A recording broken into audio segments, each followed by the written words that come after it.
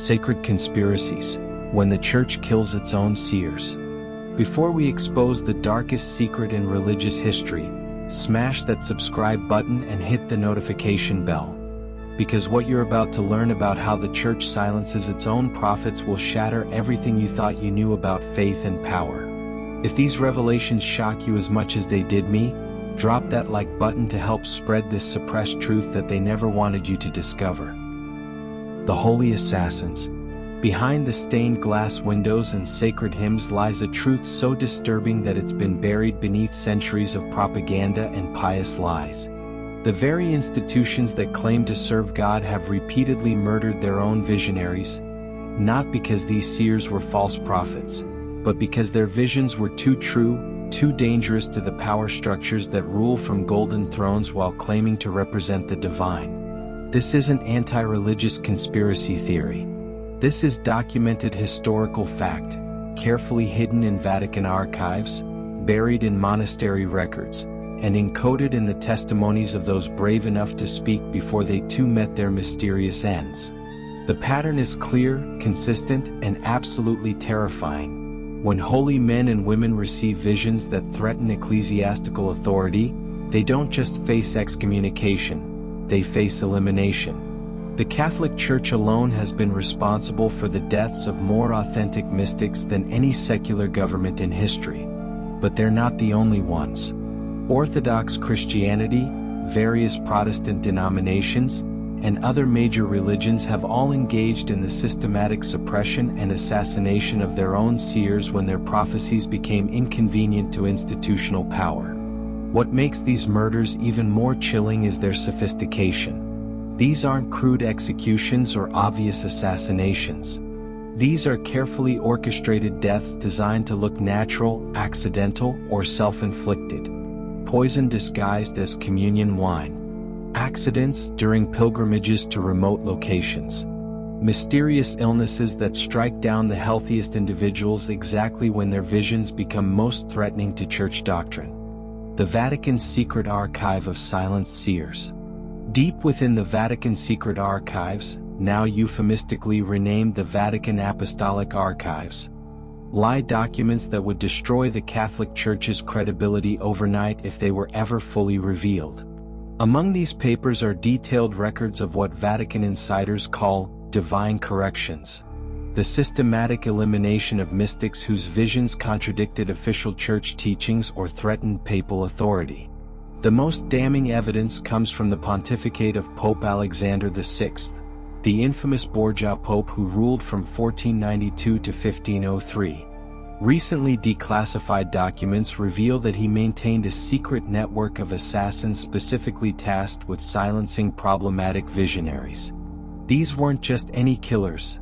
They were carefully selected priests and monks who had been psychologically conditioned to believe they were doing God's work by murdering God's messengers.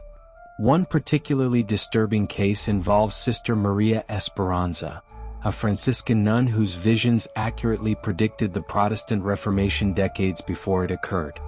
Her prophecies described how corruption within the church hierarchy would lead to a great schism, naming specific cardinals who would be exposed for their crimes and predicting the rise of reformers who would challenge papal supremacy. The Vatican's response was swift and deadly. Official records claim Sister Maria died of a sudden fever in 1494, but recently discovered letters between Vatican officials reveal the truth. Cardinal Cesare Borgia himself ordered her poisoning, using a slow-acting toxin that would mimic natural illness. The poison was administered through blessed communion wafers over several weeks, making her death appear as a tragic but natural loss of a holy woman. Even more chilling is the systematic nature of these eliminations. Vatican records show that between 1450 and 1550, over 200 verified mystics and visionaries died under mysterious circumstances, all within months of making prophecies that contradicted official church doctrine. The statistical impossibility of this pattern has been carefully hidden from church historians for centuries. The Inquisition's hidden agenda. While most people know the Spanish Inquisition for its persecution of Jews, Muslims, and heretics, few realize its most secret function: eliminating Christian mystics whose visions threatened church authority. The Inquisition wasn't just about rooting out false belief. It was about ensuring that only officially sanctioned visions would be allowed to influence Christian doctrine. Grand Inquisitor Tomás de Torquemada maintained detailed files on Christian visionaries throughout Spain, tracking their prophecies and assessing their potential threat to church hierarchy. Those whose visions aligned with official doctrine were promoted as saints. Those whose prophecies challenged church authority were branded as heretics and executed, despite being devout Christians whose only crime was seeing truth that power didn't want revealed. The case of Blessed Isabel de la Cruz illustrates this pattern perfectly. This Spanish mystic received detailed visions of corruption within the church hierarchy, including accurate predictions about specific bishops engaging in simony and sexual misconduct. Her prophecies proved devastatingly accurate, but instead of being celebrated as a true visionary, she was arrested by the Inquisition in 1524. The official charges against Isabel were deliberately vague, Illuminism, and false mysticism. But recently discovered Inquisition records reveal the real reason for her persecution. Her visions had specifically named Cardinal Francisco Jiménez de Cisneros as engaging in financial corruption, predictions that proved accurate when his illegal activities were later exposed. Rather than acknowledge a true prophet, the Church chose to eliminate her.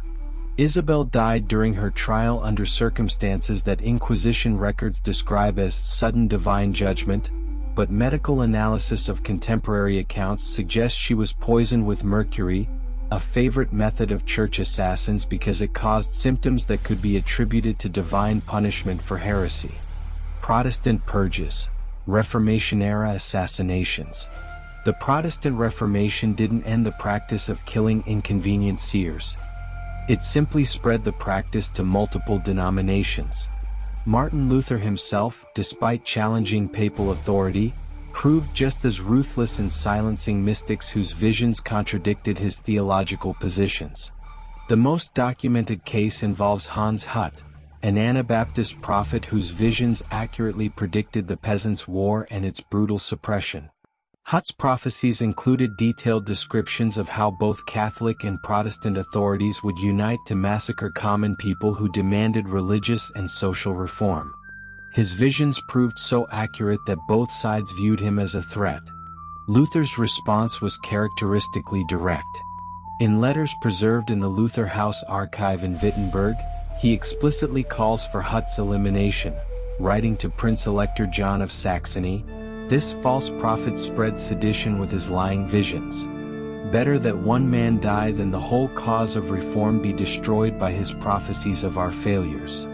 Hut died in Augsburg prison in 1527, officially from a fire that broke out in his cell. However, forensic analysis of contemporary accounts suggests the fire was deliberately set, and witness testimonies indicate that Hut was already unconscious when the flames began, likely drugged to prevent his escape.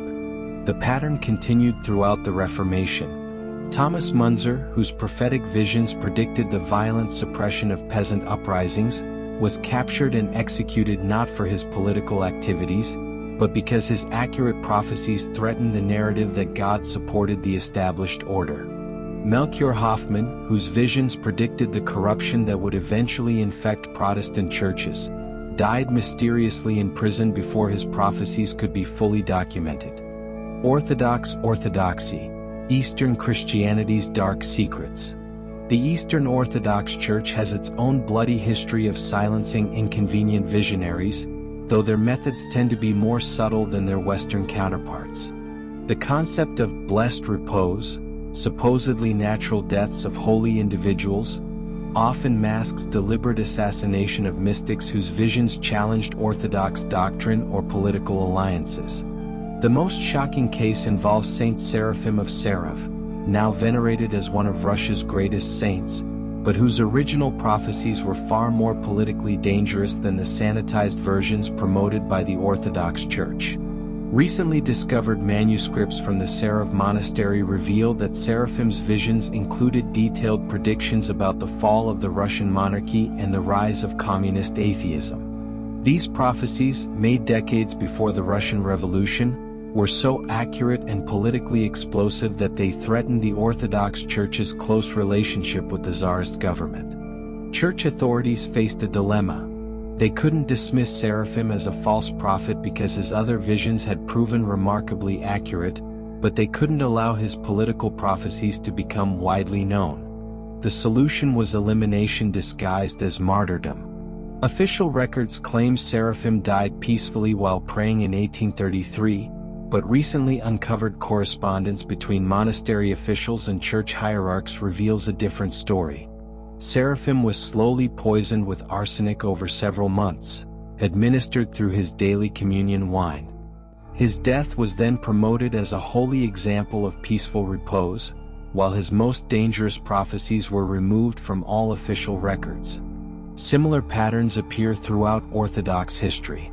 Mystics who predicted the eventual corruption of church-state relationships, or who foresaw the persecution of believers under communist regimes, consistently died under suspicious circumstances shortly after making their most accurate and politically inconvenient prophecies. Modern martyrs, contemporary church assassinations. The practice of eliminating inconvenient seers didn't end with the medieval period. It simply became more sophisticated. Modern church authorities use psychological manipulation, medical malpractice, and accidental deaths to silence visionaries whose messages threaten institutional power. The case of Sister Lucy dos Santos, the last surviving seer of Fatima, illustrates how modern church authorities handle problematic prophets.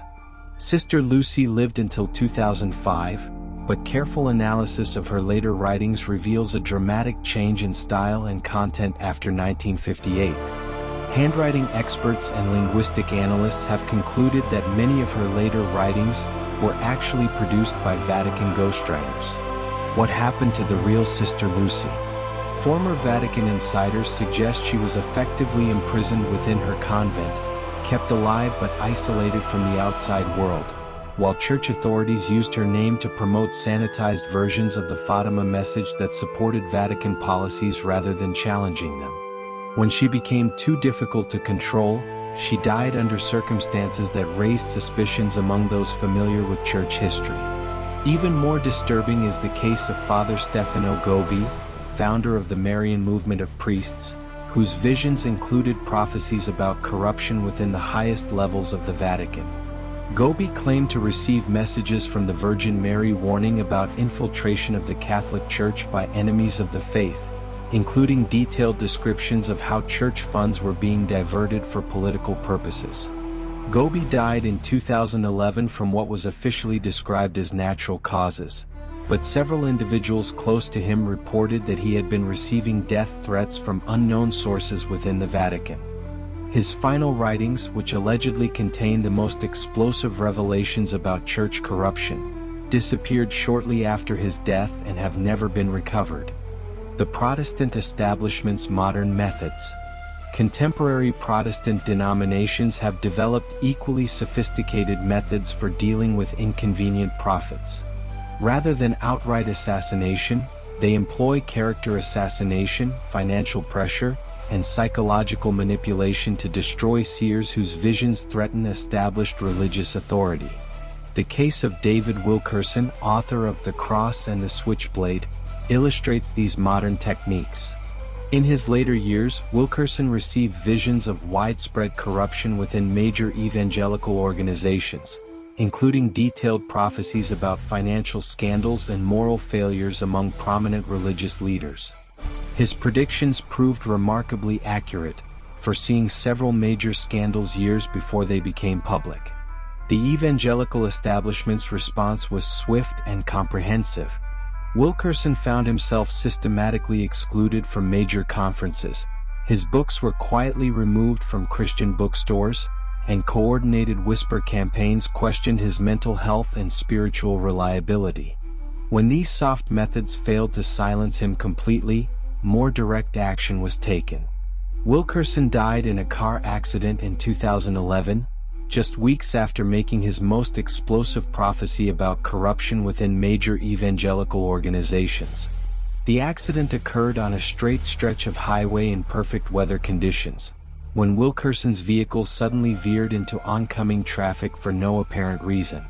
Investigators found no mechanical problems with his car and no evidence of driver impairment, yet the case was quickly closed without further investigation. The Jesuit connection, masters of religious assassination. No discussion of church-sponsored assassination of seers would be complete without examining the role of the Society of Jesus, the Jesuits, in eliminating inconvenient prophets. Founded as the Church's intellectual and militant arm, the Jesuits have perfected the art of making murders look like natural deaths or accidents. The Jesuit approach to handling problematic visionaries involves sophisticated psychological profiling, careful selection of assassination methods, and meticulous planning to ensure that deaths appear coincidental. Their training in philosophy, theology, and natural sciences makes them uniquely qualified to design deaths that defy suspicion while effectively silencing dangerous prophets. Internal Jesuit documents, leaked by former members, reveal the existence of what they call spiritual correction protocols, detailed procedures for dealing with mystics whose visions threaten church authority. These protocols include psychological evaluation criteria to determine threat levels, approved methods for elimination, and post-assassination procedures to ensure that the seer's dangerous messages are suppressed or reinterpreted. The most chilling aspect of these protocols is their integration of genuine spiritual discernment with cold-blooded assassination planning. Jesuits are trained to genuinely evaluate whether a visionary's experiences are authentic before deciding whether elimination is necessary. The more authentic the visions, the more dangerous they're considered to church authority, and the more likely elimination becomes. The Vatican Bank connection.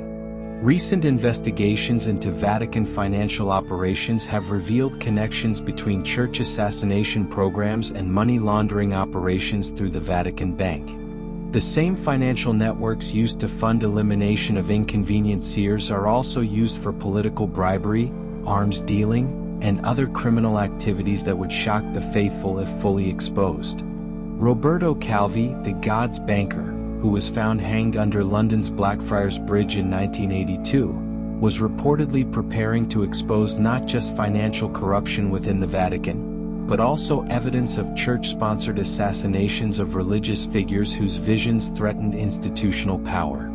His death, initially ruled suicide but later determined to be murder, followed the same pattern as many seer assassinations throughout church history. The P2 Masonic Lodge scandal, which implicated numerous Vatican officials and criminal activities, also revealed evidence of systematic elimination programs targeting inconvenient religious figures. Lodge documents seized by Italian authorities included lists of problematic mystics and detailed plans for their elimination, all coordinated with Vatican officials who viewed authentic visionaries as threats to institutional control. Patterns of elimination. Analysis of church-sponsored seer assassinations reveals consistent patterns that span denominations and centuries. First, the visionary receives authentic revelations that initially gain church support. Then, as their visions become more specific and threatening to institutional power, church authorities begin questioning their authenticity. Finally, when soft pressure fails to silence the seer, elimination follows using methods designed to appear natural or accidental. The timing of these deaths is particularly revealing. Seers consistently die just before their most dangerous prophecies are scheduled to be made public, or immediately after making revelations that threaten specific church officials or policies. This timing suggests sophisticated intelligence gathering and rapid response capabilities within church hierarchies. Medical analysis of historical seer deaths reveals consistent use of poisons that mimic natural illnesses, particularly those affecting the nervous system or causing sudden cardiac events. These methods were chosen specifically because they could be attributed to divine judgment or the physical stress of receiving intense spiritual revelations. The cover-up infrastructure. The systematic elimination of inconvenient seers requires extensive infrastructure to suppress evidence and maintain institutional credibility. Churches have developed sophisticated systems for controlling information about seer deaths, manipulating historical records, and ensuring that only sanitized versions of prophetic messages reach the public. This infrastructure includes specialized archival departments that selectively preserve or destroy historical documents, public relations teams that manage narratives about seer deaths, and theological committees that determine which aspects of prophetic messages can be safely promoted while suppressing dangerous elements. The canonization process itself serves as a powerful tool for controlling seer narratives. By promoting selected mystics to sainthood while carefully editing their messages, churches can claim to honor authentic visionaries while actually suppressing their most challenging revelations. Saints become propaganda tools rather than genuine witnesses to divine truth, breaking the sacred silence. The evidence is overwhelming and undeniable. Major religious institutions have consistently murdered their own authentic visionaries to protect institutional power and suppress inconvenient truths. This isn't isolated historical aberration. It's systematic policy that continues today using more sophisticated methods. The faithful deserve to know that their religious leaders have repeatedly chosen political power over prophetic truth, institutional survival over divine revelation. The blood of authentic seers cries out from centuries of hidden graves, demanding acknowledgement of the sacred conspiracies that have corrupted the very institutions that claim to represent divine will. Only by exposing these patterns can we hope to protect future visionaries and ensure that authentic spiritual revelation isn't silenced by those who claim to serve the very God whose messengers they systematically eliminate. The truth may be disturbing, but it's also liberating, freeing us from the illusion that institutional religion necessarily serves divine purposes. The sacred conspiracies are real, documented, and continuing. Every major religious institution has blood on its hands from silencing the very visionaries they should protect. Don't let them hide this truth any longer. Hit that subscribe button, smash that like button, and share this video with everyone who deserves to know how religious power really operates. The silenced seers of history demand nothing less than complete exposure of the sacred conspiracies that destroyed them.